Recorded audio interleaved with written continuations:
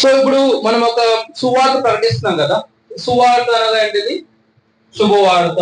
శుభవార్త ఏంటిది? మనం ఎంతగానో యేసుప్రభువు ప్రేమించి మనకు పాపం లేక చనిపోయి తిరిగి లేచారు నమ్ముకొని దేవుడికి జీవం పొందుకుంటాము. ఇది శుభవార్త.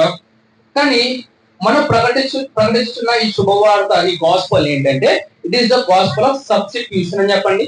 Gospel of substitution. Okay, substitution అంటే తెలుసు అండి. మీరు క్రికెట్ ఆడుతున్నప్పుడు ఒక ప్లేయర్ అయినా గాయపడ్డాడు అనుకోండి, సబ్స్టిట్యూట్ ప్లేయర్ వస్తాడా? అంటే బదులుగా. ఓకే, ఈ యొక్క సువార్త ఎటువంటి సువార్త అంటే సువార్త యొక్క బదిలీ యొక్క సువార్త, అంటే సబ్స్టిట్యూషన్ గాస్పల్ అంటది.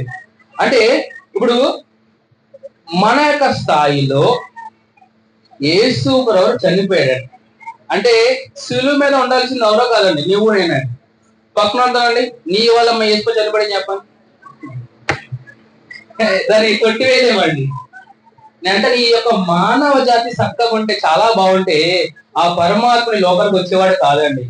కానీ ఏం చేద్దాము, మన మనుషులు బుర్రపని చేద్దాం కొన్నిసార్లు. ఎంతలో బుర్రపని చేయాలంటే మనల్ని ఎవరైతే ప్రేమిస్తూ ఉంటారో వాళ్ళని గాయపరుస్తూ ఉంటాం. ఎప్పుడైనా గమనించారా? ఎవరికైనా నచ్చ చెప్పాలనుకుంటామో వాళ్ళే మనం అర్థం చేసుకుని మనం గాయపరుస్తూ ఉంటారు. అందుకే అంటానండి, మీరు చెప్పారు, ఎవరో చెప్పారు, వెళ్తే మేము ఇచ్చి వెళ్ళాడంట, దాహం తన ఆత్మ మనకి ఇచ్చి వెళ్ళాడంట. హల్లెలూయా. సో ఈ పరిశుద్ధాత్మని కలిగి ఉంటే ఆయన చెప్తున్నానే మనము వింటా ఉంటే, యేసు యొక్క సృహలో మనం ఉంటే ఆయన లాగా మనం బతుకొచ్చాడు. హల్లెలూయా.